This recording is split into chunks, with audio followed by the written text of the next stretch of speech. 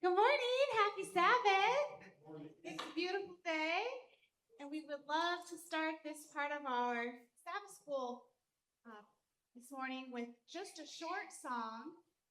It actually ties in because this is a special feature this morning of all different missions that are happening in this valley, being able to share a little bit about what's going on. And so the focus for the Sabbath school time is about mission. And we are his hands to touch the world around us. So we would like to sing that song with you this morning to get ourselves warmed up for the service of serving one more.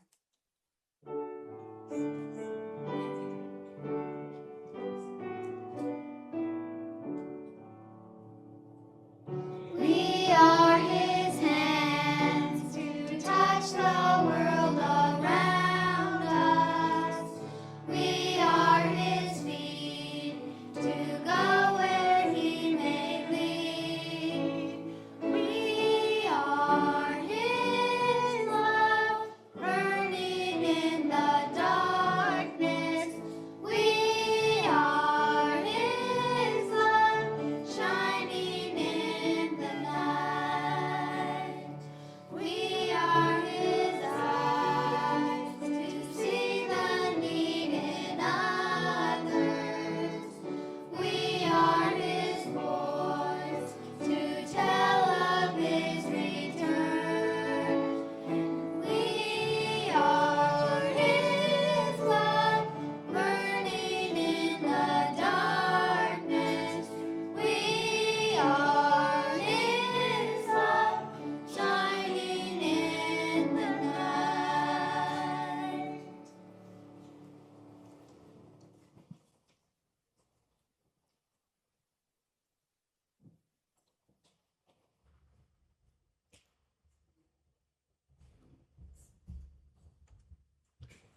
Good morning and happy Sabbath. Please bow your heads with me for prayer. Dear God, thank you so much for this beautiful morning outside and inside as well, as we have a chance to spend time together, combined with multiple churches, and just worship you together. Be with us throughout this day and help us to focus on you. In your name we pray, amen.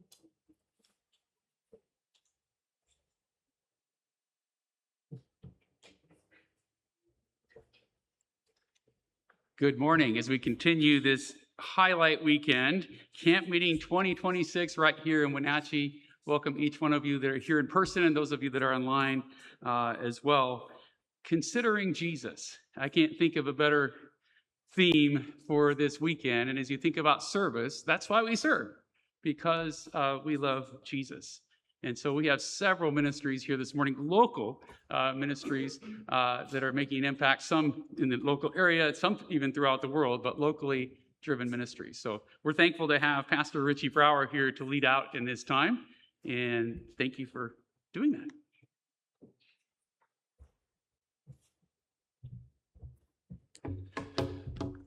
Well, good morning, everyone. Glad you're here. My name is Richie Brower. I am the Director for Community Engagement for Upper Columbia Conference, and I tell people I have the best job in the world. I get to work with churches and schools all across our conference, helping them get into their communities and serve their neighbors in new and meaningful ways. And I'm super excited because today our whole Sabbath school time is just going to be spent hearing from people here in the Wenatchee Valley area, talking about amazing things that God is using his church to do to serve this community, this valley in practical ways. So I want to start out by inviting Renee to come up and talk about Journey to Bethlehem, something that's been going on here for quite a while. And Renee, we're going to give you a microphone, which is always a dangerous thing to do. Don't worry, I won't sing. But I'm not leaving, so go ahead. The time is yours. Tell us about Journey to Bethlehem. Well, I think everyone here is pretty familiar with Journey to Bethlehem, but it is a production that we do every December to, hello? They turned you Oh, we down, can, yeah. we're all right. That we present the birth of Christ. It is free to the community. We started this in 2010. And so this will be our 17th year. However, we have had to skip things here and there. So it will be actually our 13th production of Journey to Bethlehem. So we have made some changes. We spent the last 2 years doing some changes to help make it sustainable. And streamlined things a little bit. So we went down from 4 nights to 3 nights. But I do have, we had over 2,600 people go through this last year, and that was 95% of what our planned capacity was. So we're pretty excited about that. I want to thank you. If I'm going to stand up here and talk about Journey to Bethlehem, I cannot do that without thanking each and every church that has financially supported this. It takes quite a bit to put on a production like this every year, as well as we need to constantly be updating and repairing and things like that. So I want to thank you for that support. But also, this cannot be done without the time and the energy that you members put into this. From fixing soups so that the cast has dinner, to walking security in the parking lot and driving the shuttle bus, to those who make and repair and costume our cast. We have, I don't know exact numbers, but we have well over 200 positions that we cast every year in the village, and closer to 300 people support that it takes to put this on every year. By next year, I'm going to have exact numbers, but we got into the ballpark this year. Now, of course, some people are doing multiple jobs, but when I say it takes 300 support people to pull this off, that is still hours and energy. And so I thank you from the bottom of my heart. I love this project because, and it is part of our mission in Journey to Bethlehem, it is an opportunity for us to come together as Seventh-day Adventist churches in this valley and work together on a project that serves our community. And as you can see from some of the comment cards that we have had over, it has an impact. We have grandparents who can bring their grandchildren because their kids don't take them to church. And, this has an impact. And it's not just, for kicks and giggles. That's right. Although we have plenty of those while we're doing it. But anyway, so we are going to do it again this year. And December 3, 4, and 5, it's a Thursday, Friday, and Saturday. And going down to the 3 days, I also want to comment that it really helped us to be able to work and be more respectful to the school in their time and their facility by having that Sunday afterwards that we can go in there and clean and get everything back ready for school. On Monday meant we didn't have to stay until 2 o'clock in the morning Sunday night. And as I'm getting older, I appreciate that change so much. So anyway, I thank you again from the bottom of my heart. We cannot do this without you. So Renee, thank you. And the notes are amazing on screen. So out of the 13 seasons that you've been producing Journey to Bethlehem, how many of those have you been lead on that? I have only been the director. This will be my third season. We started this under the incredible leadership of Glenn Fisher. Okay. We could not be where we are today without Glenn Fisher. Yeah, amazing. I directed for one whole season, Journey to the Cross in yes. Spokane, and so I have a sense you need a solid director and a lot of men with beards. And a lot of men with beards.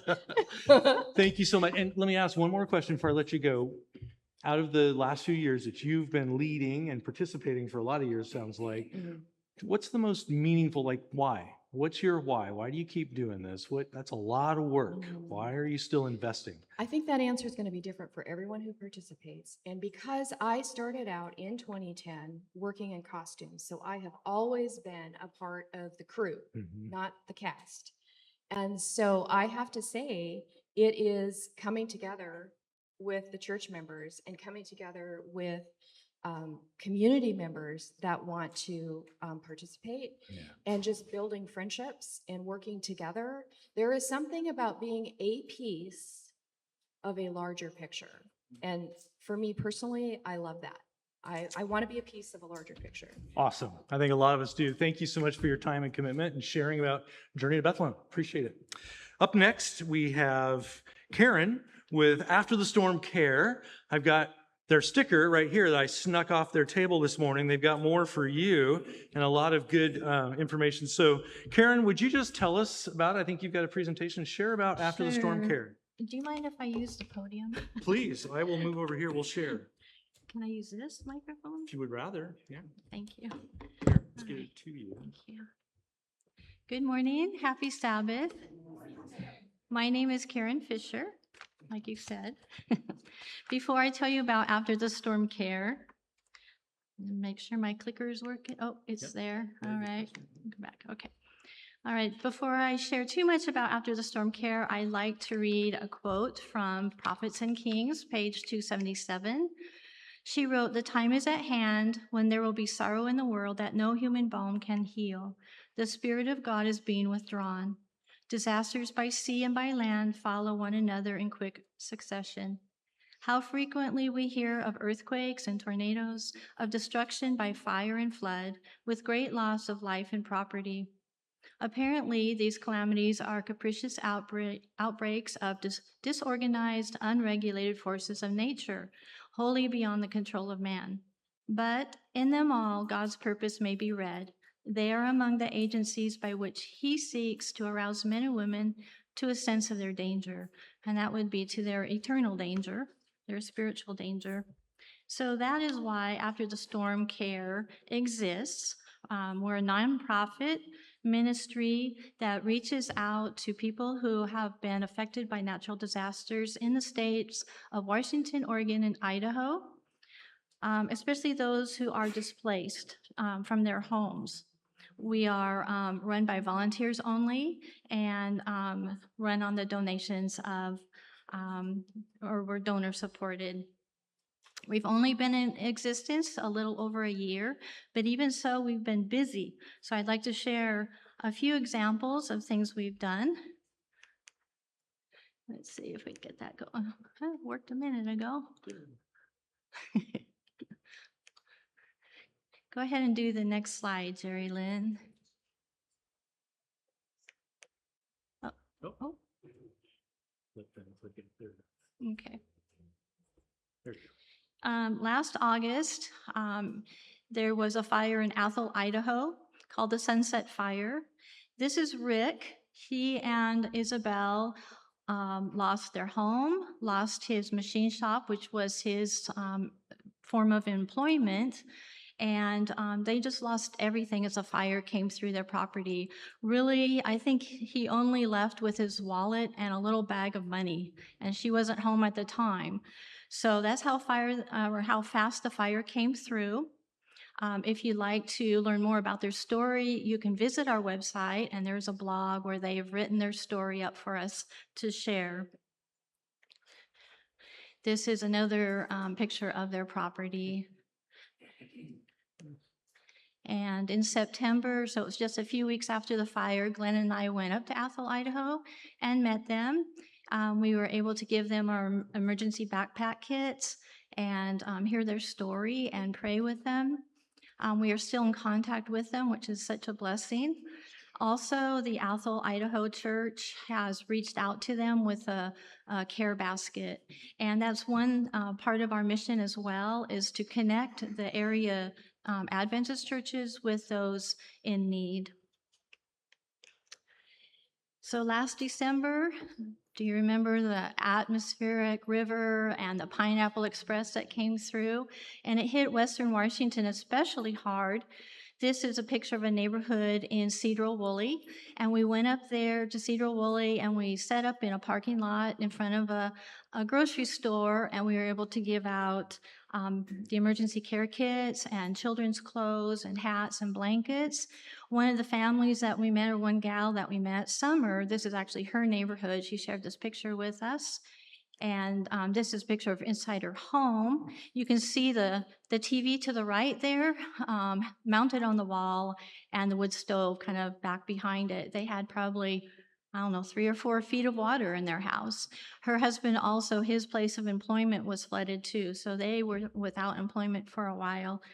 And again, we contacted a church that was close, the Burlington Seventh-day Adventist Church, and they contacted all the people that we had ministered to and invited them to a free dental clinic at their church. A couple months later, in February, we went to Sumas, Washington, also affected by that flooding in December. And they're located just south of the Canadian border. The Nooksack River overflowed. Many people still 2 months later displaced from their home. And here we are giving them emergency care kits, clothes, and blankets. And we are so grateful for God's Closet. They provide us with things that they can't use, like the blankets and hats and things. So we just pass on those good things to the people that need them. And here's a woman there at Sumas also getting some clothes. So far, we have shared financial assistance with with 57 households, and that helps them with their immediate needs when they are displaced right after a natural disaster. And we've shared over 135 emergency care kits. So this was last year, right after camp meeting, the Sunday after, where we had help putting together hygiene kits and first aid kits and stuffing backpacks. We'll be doing that tomorrow morning at 9:30 in the Family Life Center. You are invited. We'd love to have you come and help us put these kits together so we can replenish our emergency care kits. And I will just wrap up by saying that out in the foyer, there's a table. And if you'd like to receive updates for our ministry, then if you would give us your name and email address so we can kind of keep you updated. There's also go bag checklists, and those will help you to prepare in case you ever have to leave your home in an emergency. You know, you have things ready to go. And to think that none of us, or that we're all immune to something happening is a dangerous thought, really. Just last Sunday, I was on a boat going up to Stehekin, and I met a woman who lives in Stehekin. She's lived there for 40 years. No, she's not on the river. She's not on the lake. She has no creek, no stream going through her property. Yet one morning in December, she woke up, looked out her second floor bedroom window and saw her house was surrounded by water. And by the time she left that morning, she had 2 feet of water in her home. She is still displaced today as they are doing the repairs on her home. And what had happened, I think she said a creek, but a water source up in the mountains above them overflowed, and the water came down and surrounded her house. So pick up a go bag checklist. And then one more thing, we're having a fundraiser right now, current fundraiser, and there's information out on the table too if you'd like to help us out with that. Thank you so much. Thank you, Karen. I'm going to go with this mic. Thank you, Karen. I have one question for you. If you can give me the short version, because I'm guessing this is a long answer that I'm going to ask, but I want to hear, what was it that prompted you and your husband to say, we need to do something? There's got to be a story here. There is a story. In fact, it's written up on one of the blogs on our website as well. But it's probably been almost 3 years ago now. Some of you remember the wildfires that went through Lahaina in Hawaii, or on Maui. And Glenn and I, Glenn took me to Maui 2 times. One was our first year anniversary, wedding anniversary, and then a year later, and really fell in love with it there, I did. But anyway, a huge fire, a lot of people lost their lives even, and their homes and businesses. And it just really stirred me, I guess. And it was probably about a year later, I started praying and asking God to give us a ministry, Glenn and I, that we could do together. And we were just moved to to put our money into a ministry instead of taking the vacations that we had planned. And so I guess that was it in a nutshell. That's a very great summary. Thank you for sharing that. I Thank love your you. heart, love what you're doing. Fantastic. And, you know, if you live in the Wenatchee area and you're not paying attention to disaster, one thing that I have noted is that there hasn't been a fire season as long as I've been paying attention that didn't include a fire in this area. So we should all be paying attention and asking how we can help. And right now, fire season is already kicking off. We've had multiple fires within our conference territory already this season. Next up, I'm going to invite two young people to come up and talk about a project that I just love, Samaritan's Purse. Come on up, you two. So this is Sophie and Carson, and they're going to talk about Samaritan's Purse. And if you're not, I'm going to give you guys this. Remember what we talked about? You got to get that up close to your mouth. So I'm going to take this one over here. So you'll have to share. Can you two do that? Okay, so talk to us. First of all, I should get out my questions, so I'm asking you questions you're prepared for, huh? We'll do that. So why don't you start off with what is Operation Christmas Child and what is a shoebox gift, Carson? Well, Operation Christmas Child is works with under Samaritan's Purse, and they're an organization that shares the good news around the world. And when they usually do it to kids, and after they are done telling the story, they then say, "We have a gift for you," and then they'll bring out the shoe boxes. And God usually works and gives the kids what they wanted or what they needed, and it's very cool how it works out. I love it. So Sophie, I heard that your church has a special packing night event. What happens during that? So at that event, some people will make the boxes, and then the other people will grab the boxes and fill them up with the toys according to the age groups and gender, and then we'll put it in a pile. And Sophie, I'm watching the video, a cart with big boxes going out. Now that's not the boxes you're packing. Your boxes are in these big boxes, right? Yes. All right. So you're packing shoe boxes and then you stack a bunch of them into these bigger boxes. Okay. All right. Let's see. Sophie, another question for you. What are some of the different things people do to help get the shoe boxes ready? So for our church, we'll set out a big box out in the front, and people go and buy things from the store and then put it in the box. So then at the night that we pack the boxes, we have enough for a lot of boxes. Nice. Okay. Yeah, a lot of shopping involved in this. My kids have been involved because our church school participates and they take the whole school and go to Walmart or wherever and go shopping. So Carson, before the big packing event, they show a video. What do you remember from the video? What does it show that has meant something to you? So the video is really cool. It's basically when they're talking to the kids, and they have this discipleship program they offer them, and then they tell them about Jesus, how he died for them, and then they give out the gifts, and it's just really cool because they haven't experienced a lot of joy in their life, probably natural disasters and stuff, and it's really cool to see their expressions when they open up that box. It's really cool. Yeah, love it. I've been impacted by that video. I think the thing that has really struck me is these packages are going to kids who are over the moon excited to get a pencil or a set of crayons. Like it kind of flips a switch, at least in my heart, that there's very different realities out there than ours. So Sophie, what do you do when people come to drop their boxes here at the church? What's your job? So there's a lot of different things. It's not like this person has this job. We do a lot of things. So once a cart pulls up, we'll go out there with carts and load the boxes onto the carts, bring them inside and load them onto tables. And then the people who are working on the tables load them into the bigger boxes. And then somebody will move the bigger boxes over to the piles. And then we'll start loading the semi truck at the end. That's a lot of work. There's a lot involved in this, isn't there? And you guys are like experts. You got it ready to go. So Carson, what happens on that big day when people drop their boxes off here at the church? How long does it take and what happens during that event? So it depends. Some individuals, they bring 5 shoe boxes. Some church groups will bring hundreds and many loads. So if there's a lot, we have these extra carts and we just roll them out there and pick them all up. And then we bring them back in and put them into cartons. And then we'll take the cartons are the bigger boxes. And then we'll take them out to the semi.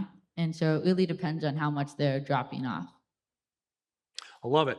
All right, one more for you, Carson. About how many people, churches, businesses, community groups, remember all of these? Don't miss a category now. How many different organizations help with this and individuals? So many groups, like thousands of people. So we've had individual people bring 100 or so. Individual people bring smaller boxes, which is still great. We've also had businesses in town. They've supported it, and their customers will come and drop off shoe boxes there, and then they'll come and deliver it. And we've had churches and lots of churches. Lots of churches. And I heard you quoting statistics. Well, before Sabbath school, you were talking about how many counties route their boxes here to go into the semi. Yeah, so we're the Washington North Central drop-off location. So there's other drop-off locations. There's 5 others. They'll pick up boxes in their area, and then they'll bring them all to us on the last day, and they are to be cartoned, and then we all load them in the semi. And you said, what, two trailers that went the semi brought? 2 28-foot pup trailers. That's amazing. That's amazing. All right, Sophie, what's your favorite part of being involved with Operation Christmas Child? It's fun to help load the boxes and to just help pack them. All right, Carson, what's your favorite part of being involved? I like taking the big cartons out to the semi, and it's also really nice to know that you're impacting a kid. And it's actually researched that 1 shoebox impacts 7 people. Wow. So I see a future for you, Carson, that involves statistics. I like how you just pulled that out of your head. Nicely done. My mom wrote down a list for me. Good job, Mom. Well, thanks, you two. And I'll take the microphone so you can be free of that burden. I appreciate you guys sharing about Operation Christmas Child. Here's the box. And if you haven't been involved, Christmas is coming. It's not too early to start planning. I mean, we're counting down, right? We're in June, so we're counting down to Christmas now. Thanks, you guys. Appreciate it. And I would say, church family, one of the things that makes me excited when we talk about service is that service is one of the things that is almost always intergenerational. Like, it's not hard to find a place for the kids to participate when we're serving. It happens naturally, and I love that. So whether it's Journey to Bethlehem, Samaritan's Purse, or some of the other things, it's just easy for kids and younger people and all of us to be doing it together. So where's Pastor Troy? Pastor Troy, would you come up here? Talk to us about The Edge. Such an edgy name from an edgy guy. I'm going to try to. It really started with a bunch of pastors making a fun challenge. We had a retreat and we did some straws like the Old Testament and sometimes in the New Testament was pulling straws, and we were going to have to do our next sermon on this text. Well, mine was in Leviticus. I got the Leviticus straw. And I know that's not your favorite storytelling book in the Bible, but I did, and I found it in Leviticus 19, verses 9 and 10. There's a law. It's a rule. It's a challenge of God to, when you harvest your crops, leave the edge for the poor and those who are aliens. If you were to just imagine every dwelling that we have right now, that you live in every fence, and every backyard fence in your front had food available for your community, so that anyone who's driving by and say, great, I'd love grapes, or I would love to have an apple or asparagus just growing in the front yard, you would have food. We wouldn't have a food, shortage. So that would be God's plan, actually, to take care of everyone, right? So that's where it started. So I decided to plant a garden, and I have no idea what I'm doing with that. So we got our community about 8 years ago to start this, and we put a garden, and we put a sign and said, this is going to be the edge, and it's for everyone. So, yes, that's how it got started. When I moved here, we were invited by, it was, I think it's Wenatchee Senior Living there on Cherry Street. Big facility, has an assistant living and nursing side of that. They had a big field, and the administrators started coming to our church. And he says, hey, what about this whole garden thing? Could you do that? And we said, we can. So with volunteers and everybody, we basically just started to start a large garden over there on Cherry Street in the backyard. Now, you don't just throw it out there. So we actually had our CCA students seeding plants in the winter time, or started about early March, the end of February. So we have that. And actually we said Walla Walla University students came to a greenhouse over there, and they put in about 1,000 plants in that thing. So they started getting ready for the year. So there's several different parts of the season. But basically, this garden has grown in such a way, over 50 volunteers every year getting involved to this. People can come and pick, they can tend, they can help. And all of that process, there's something else to do. But we'll find people into the field picking and sharing with their friends. So we're not going to fix the food issue with our tomatoes and our celery and our sweet potatoes and all. Sorry, you're getting hungry, aren't you? Well, I started hearing about the soup at Journey to Bethlehem, and I got really distracted because I don't know who does those soups, but it's pretty fabulous. So we started thinking about this. We had several big events, but basically people pick every day. And then we have a couple events. Last year, on this weekend, we basically took all the heirloom tomatoes, and August, though, so it was perfect. Now they're just small. But at that time, and we sliced out these big tomatoes, we had beautiful bread, and we had over 50, 60 people come in and get a sandwich and just talk and tell stories. And that's the key of the Edge. It's not fixing the food, it's getting people around with something that has been growing. And it resonates with everybody. And they just start to talk again. In our world, we got a little bit disconnected. And we need this kind of a ministry where we'll just start talking and connect with people again. So, yeah. So Troy, you told me a story that your church has probably heard, but the other churches may not have. Tell us about the guy with the food truck, I think it was. Okay, so I have it was on a Thursday, it was my day to turn on the water. So we have people who are in charge of the water and things like that. I went in there, it was probably about 6 o'clock in the morning to hit the water, and it just goes. And I found a food truck. They're in the parking lot there. And then I looked, and this time his head was popping over these 6-foot, tomato cages and things like that. So I saw him over there, and he was harvesting food for his food truck for revenue. So I think that's brilliant. That's exactly what we did this for. But when I said, hello, he got really nervous, like he was doing something wrong. And I said, the sign right here is for everyone, okay? And I said, the best tomatoes are over here. And I walked him over, and the whole time he's saying, I hope this is okay. And I said, so tell me, what's going on, and what are you looking for?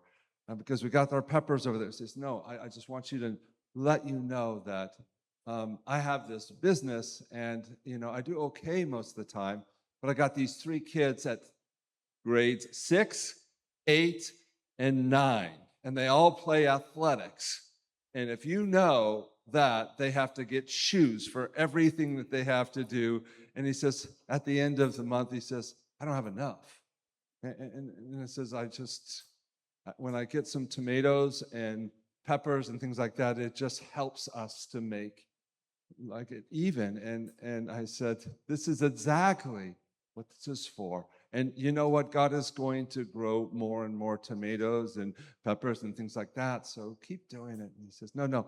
He said at the end, at the end of the day, when we have any extra food, like in people who need tacos, the last hour, when we're closing up, the tacos are free for whoever needs those. And he's just having that spirit. And I thought, look, we're not going to feed the homeless by a garden entirely, but we'll find people in transition in those moments. And then you have those stories. I ended up playing in a soccer game with this man. He actually fouled me, but then he said he was sorry, but we had a good laugh. But ultimately, it was a phenomenal thing. It's growing now. We'll do more tomorrow in our service project. We're actually going to plant some more flowers. We have probably about 300 flowers to put into the areas. They keep the bugs away. So flowers to plant. We have some bark to put around, make it really smooth for people to walk on it a little bit better. And then we have extra plants to give away out there. So at the greenhouse, we just emptied out everything. And now it's been over here to share with our community. So, yep. I love that story in part because it's just such a beautiful example of serving with extreme generosity, right? Like, yes, take these tomatoes and put them in your food truck. Yeah. I love it. Yeah. Thank you, Troy.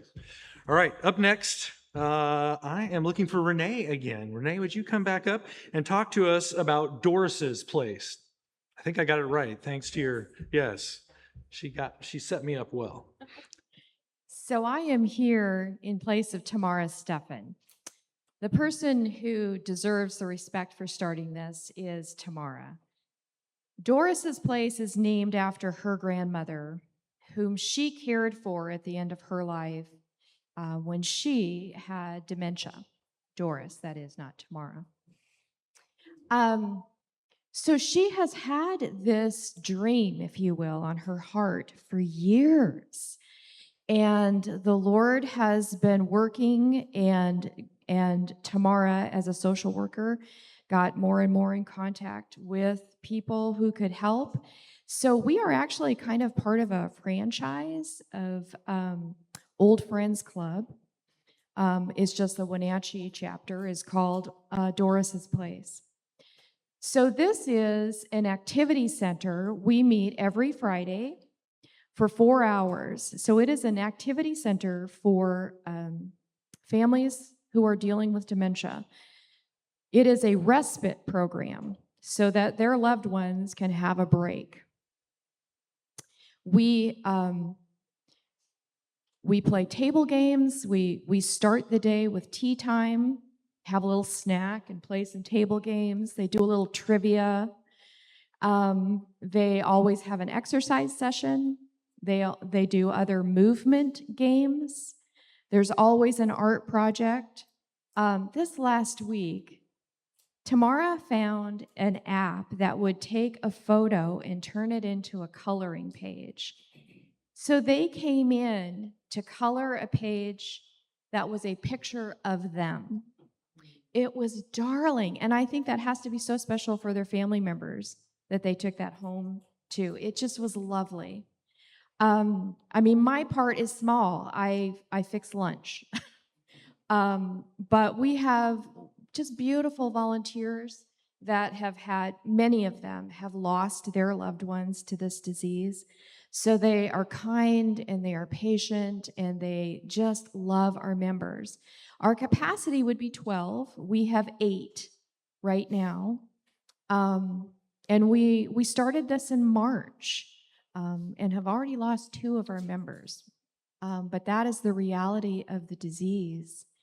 But it is so fun to see them, between our members, building friendships between each other. and recognizing us as they come. This is a normal part of their week now. But I think what's really touching, I spoke with one of the wives who was so excited because she had had the opportunity to go to Waterville and visit her cousin and talk to her for 2 hours, and she hadn't done that in 13 years. And so that is why we're doing Doris's Place. You know, I was just going to ask you, tell us a story about some of these folks, because if you haven't been a caregiver, it's hard to imagine the load and how much time do they get that's theirs each time they drop off a loved one? 4 hours. 4 hours a week or a month? How often do you do this? A week. We do it every week. This is transformative for some of these folks, Yes. right? Like they get to go on a date. Yes. Amazing. Any other stories of people who have dropped off a loved one and shared the impact of having that time? Unfortunately, I'm in the kitchen. I'm not the one they share those stories Right. with. I can tell you, just in observation, that sometimes for their loved ones to get them there is stressful. And they come and you can see the tension in their faces. And sometimes their loved one is grumbling because they didn't want to come or whatever, you know. But by the time they pick them up again, they're smiling again. They're a little more, you can just see it in their shoulders. They're a little bit more relaxed. Their loved one is singing songs and they are relaxed. And so those are the things I see. I'm the wrong person to ask for the stories. I'm sorry. I love it. Well, I love that you're doing this, meeting a need in the community. How did you guys come to even the idea to say, oh, there's a need, we should see if we could fill it? Where did that start? Well, Tamara is I believe the term is a geriatric social worker. So she is working with this demographic in our community all the time. There used to be something similar to this at Grace Lutheran Church here in Wenatchee, and they closed it, I think, even before COVID. So there is nothing like this in the Wenatchee Valley, and we serve a lot of people here. So even for us to say our maximum is 12, we are just scratching the surface of what the need is. Thank you so much. Fantastic. That is an amazing impact, reaching out to a population that a lot of times I don't think we even think about or even know they're around us, perhaps. So I'd like to invite my friend Janetta from Cascade Christian Academy to come up. And she is Minute Lady here today. We were all looking at each other in the back. I'll share a little behind the scenes and saying, so who's got the story from CCA? And there were a lot of blank expressions, and Janetta cheerfully agreed. So here we are, Janetta, again, winging it as we have for decades.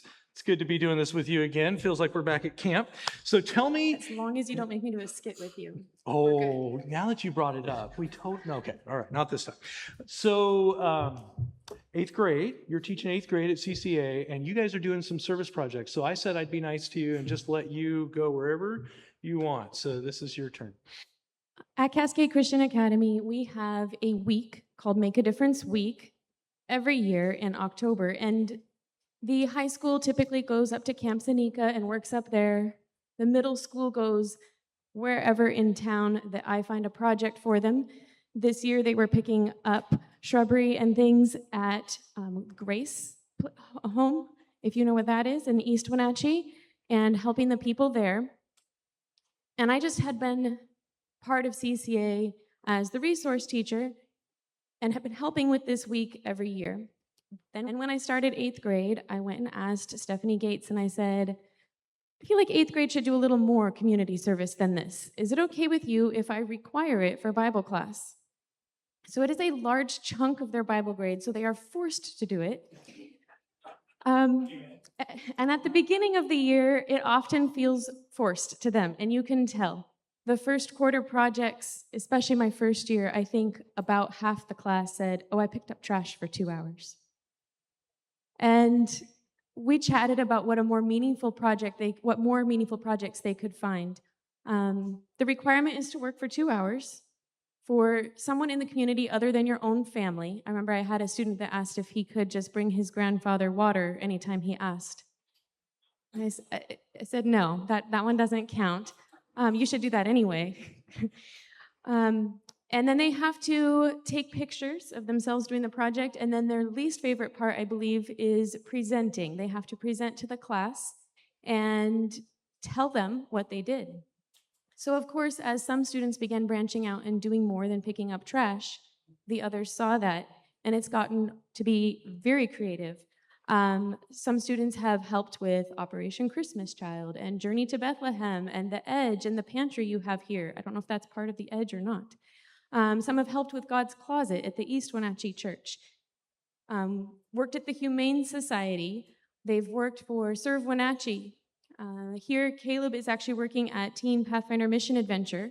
So they've been, through this requirement that I have for them, they have become connected with a lot of other programs. Now, at first, like I said, they work just because it's required. It's 150 points on their Bible grade. It's a big deal if you miss it. But then they start to come back with their stories and how much they loved it, and it's great to see. One girl came back super excited because she still works at the job she got because she went and volunteered at Oaken Dogs and helped care for the dogs and loved it so much, and they loved her. And she's long since left 8th grade, but she has a regular job there. But the biggest thing that they learn is just the joy of serving others. And they come up with amazing projects, and I am always just amazed at they are so creative. Kids are always creative, and have come up with, they'll go and play music at the care home, or they found Special Olympics comes to Wenatchee every winter. I did not know that, but they found that out, and then I had people volunteering there. There was a student this year who volunteered to help with the polar plunge, and did that. It's just so fun when they come back and they quit asking me, like, what did I get on that assignment? What did I get for that grade? They quit caring about that, and they are more excited to tell me instead how much the people smiled, how much they said thank you, and the fact that they're going to go back even when it's not required. Thank you, Janetta. I love it. I love it. I love it. So I promised, let me look here. I got everybody. We got through all of them. So I do get a few minutes to share a story, and Janetta, you just inspired me, so I'm going to tell a completely different story than I planned to. Have you ever wondered what would be possible if we all pulled together and put all the resources of us together? You ever wondered? Let me tell you a story that I think begins to illustrate what's possible when we pull all of us together and say, let's all point in one direction. Several years ago, Janetta's husband, Jared, was leading out in Teen Pathfinder Mission Adventure, and it was coming to the Palouse, and they were going to be based at Upper Columbia Academy. And so I was helping look for projects.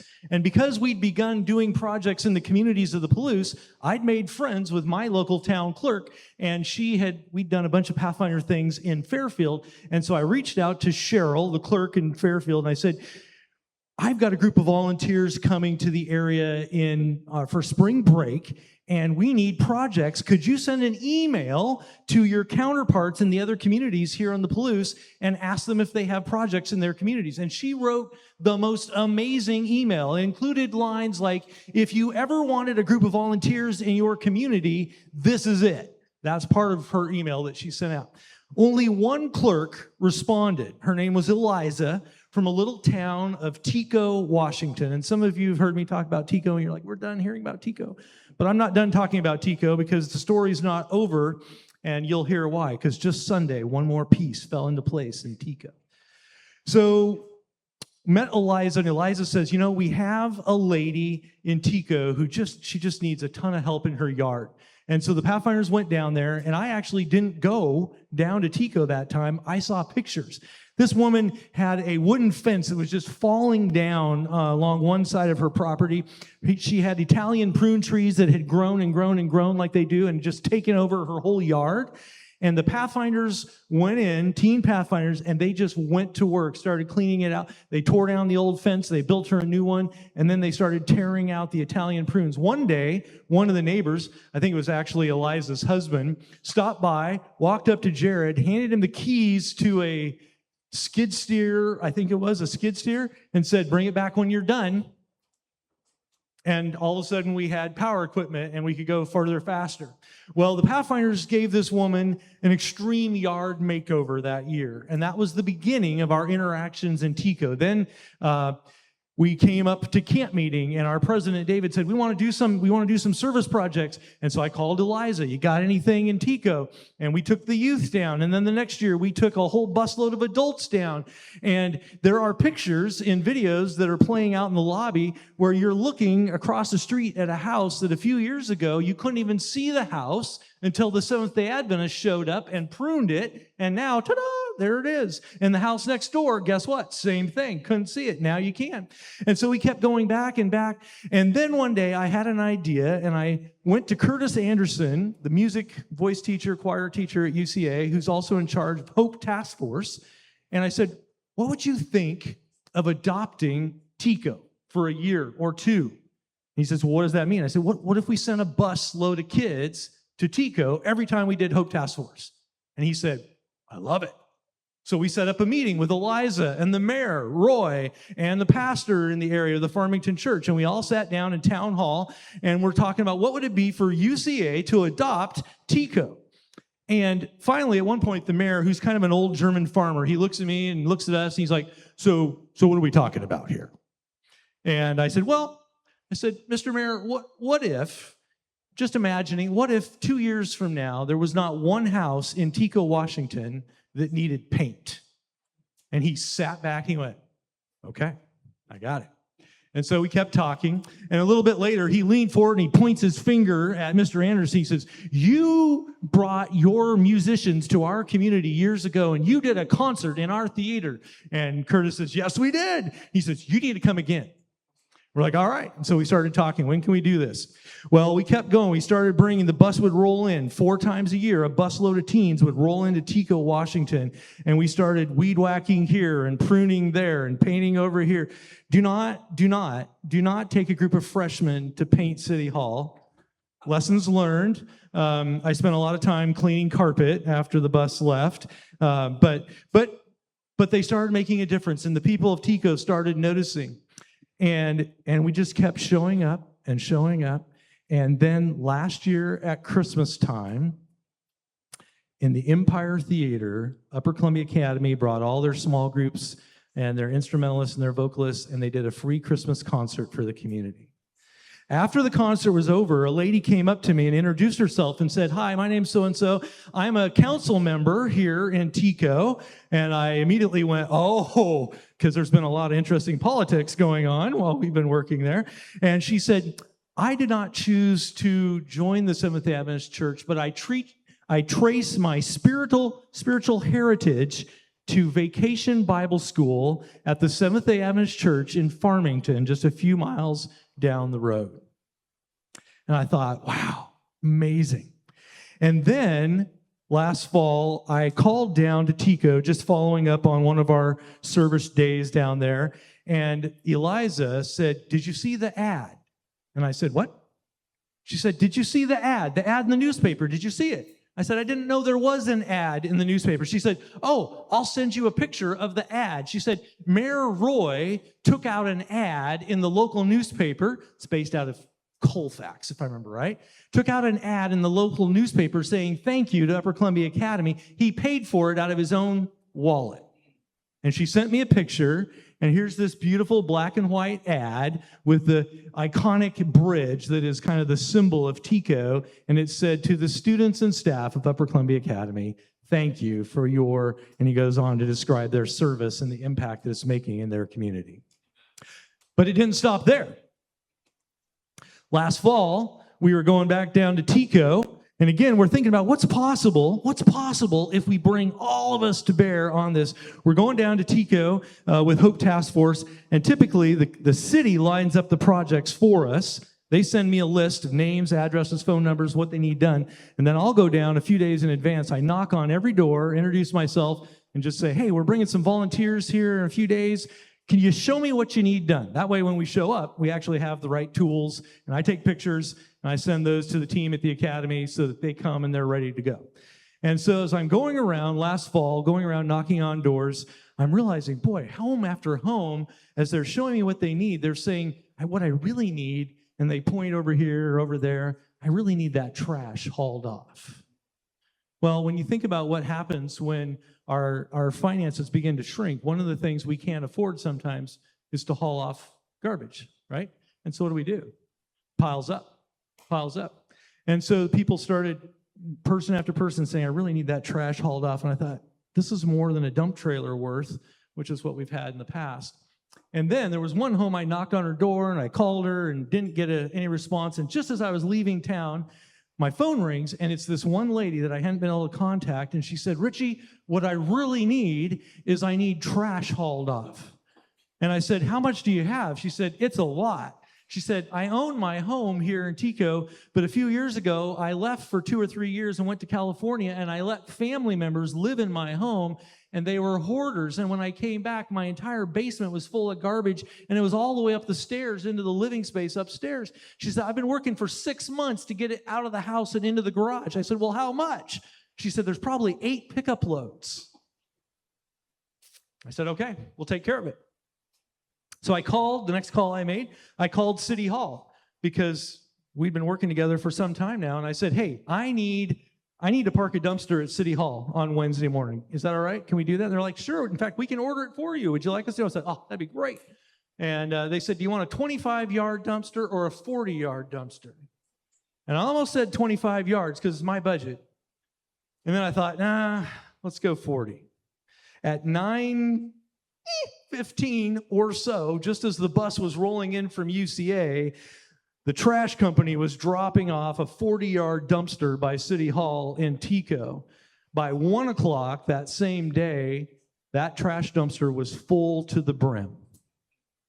And people who could not, even if they'd had the energy and the physical strength to take care of that trash, they couldn't have afforded to haul it off, because if you haul trash from Tico, you have to drive to Spokane.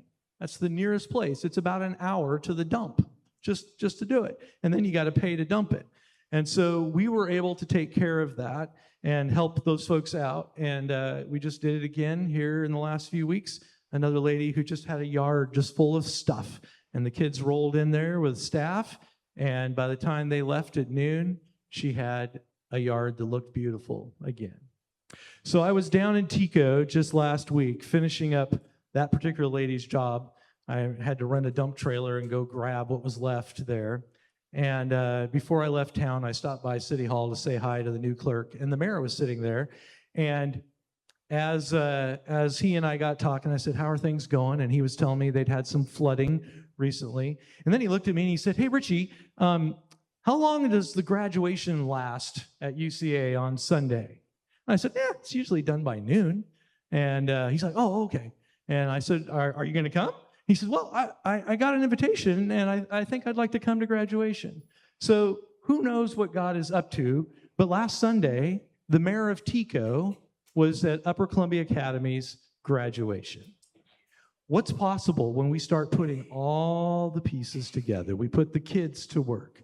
We put the adults to work. We bring everything we have, and we say, let's go out and make a difference. Let's serve our neighbors. When I go around and talk in churches and train and help them talk about what they might do to serve and reach their community, one of the things I say is, you're Seventh-day Adventist. You have access to almost unlimited resources. You own radio stations and television stations. You have 600 or 700 or 800 Pathfinders at your disposal. You have all these resources that are all part of us. And when we bring them together and people look at me and go, wait, the Pathfinders would come to our community? Yes, if you ask them and schedule. When I call up mayors and city leaders around our conference and ask them, what are the needs in your community? I always like to end the interview with this question. And they tell me, they give me good lists, right? Talking to these city leaders and saying from their perspective, what do they see as the needs in the community? But it always ends with this one question that I like to ask them. What is something that you would like done in your community that could be done if 200, 250 volunteers showed up for a day? What is something? And they go, oh. And it usually takes them a moment, and then they come up with some really big dreams. And I'm like, okay, we might be able to do that. One last story, and I'll be done. Happened right here in Wenatchee.